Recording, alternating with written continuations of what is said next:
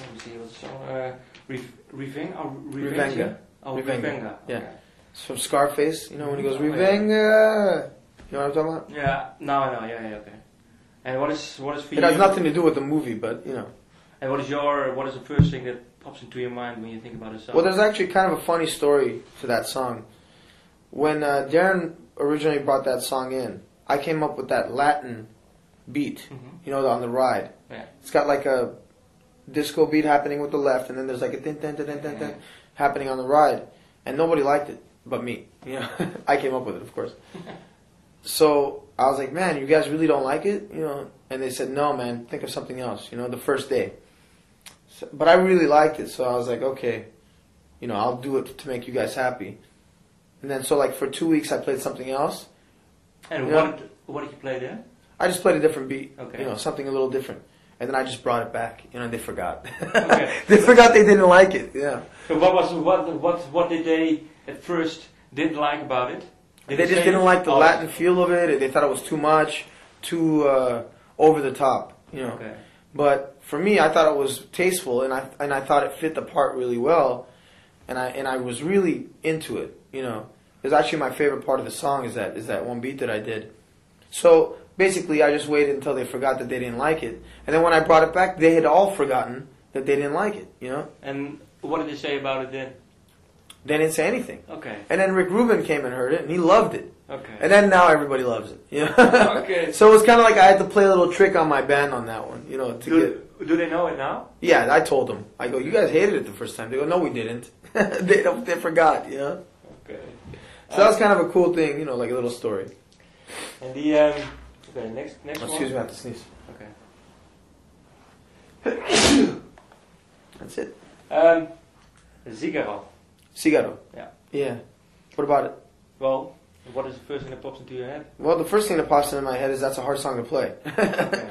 You know, in this album, we've done heavier stuff than we've ever done before, and we've also done more melodic stuff than we've ever done before. So there's a kind of craziness that takes place when you do that. You know, this song from beginning to end is just going, you know, full tilt, never stops. Yeah, because there's also some kind of funny, weird lyrics about it.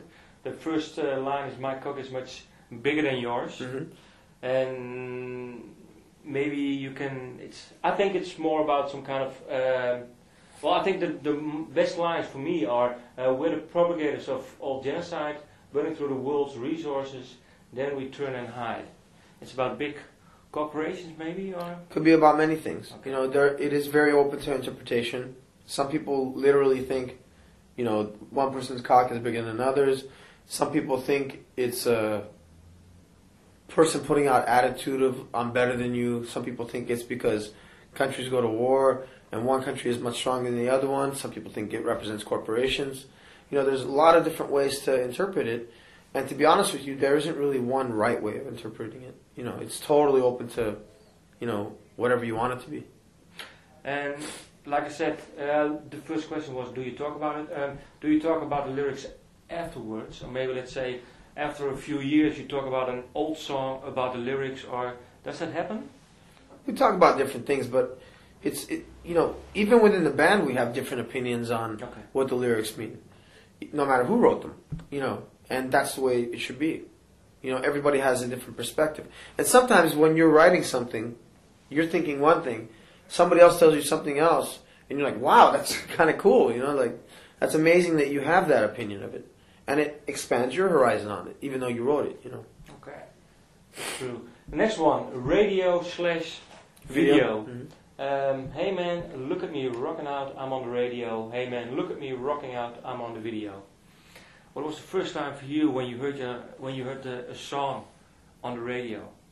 What kind of feeling did you have? I mean, One of our songs? Yes. Well, I remember exactly where I was. I was driving on Laurel Canyon in North Hollywood. And I was driving to a meeting with the band. We were having a lunch meeting. And I was just, you know, listening to the radio. And then all of a sudden, Sugar came on the radio. And I was like, hold on. I checked to see if the CD was in there. It wasn't in there. You know, I pulled the car over.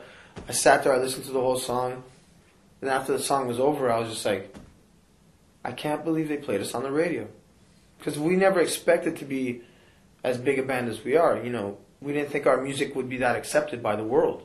So it's been a big shock to us, you know, and a pleasant surprise, but still a surprise. We never thought we'd be as commercially successful as we are.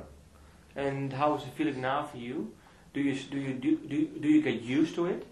You get used to it, but it's like someone calling your name in a crowded place from far away. You know your name. You've heard it many times, but it's still like a little bit of a shock every time you hear it, you know? You're like, what? Huh? It's a little bit of a surprise. I mean, I could be, you know, walking down the street and somebody will drive by and the song will be playing. I don't expect that to happen.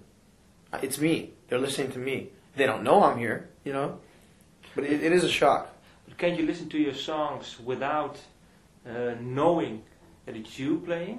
No. Sometimes? No? That's impossible. If I hear one beat, I know it's me. Okay. You know? If I hear one guitar lick, I know it's our song. And, the video, the first time you saw a video of System of a Down on the TV? That wasn't really that big of a deal to me. Okay. I've never been a big fan of videos or making them. You know, I think in a lot of ways it takes away from music to make videos. Because there is a mystery. You know, and that mystery is gone when you see the band. When you know what they look like, when you see a video. A lot of times videos will characterize a song and they'll put it into one mold, and then it's not as easy to have differences of opinion on it, you know. And how do you deal with it with making the videos for System of a Down? We are very hands-on. We have a lot of say in what happens, and a lot of the times we'll determine exactly what a video is. You know? No, but I mean with the interpretation, do you talk about it and say, well, we have to stay away from too much of an interpretation, or do you? Well, we try to make it as vague as possible, without making it too vague. You know, to where there's no continuity between the song and the video. But there's always going to be some kind of something that doesn't make sense in the videos, you know, where you're like, man, that doesn't really work with what they're singing or what they're playing. But that's what we like to do. We like to take things that don't really make sense in System of a Down, and we like to put them together and make them make sense. Okay. You know, if you listen to our songs, there's a BYOB, for example. There's blast beats. Yeah. There's a dance part. There's double bass. There's rock, and there's disco. And you put them all together, and you have BYOB. You know, like that doesn't. If you tell someone to write a song like that, they'll be like, you know, how? But how does it happen then? Well, it's a natural thing for us. Darren, that's the way he writes. You know, that's what comes into his head. He likes to say that he doesn't write the songs. I know, he's medium or something. He's a medium for energy. Yeah. And it comes into him. And he focuses it, and then it comes out. And I think that's cool. That's a cool thing for him to say, and I respect that. But it is coming from him, one way or another. It doesn't come through me. So that energy isn't coming over here, it's coming to him. It's attracted to him.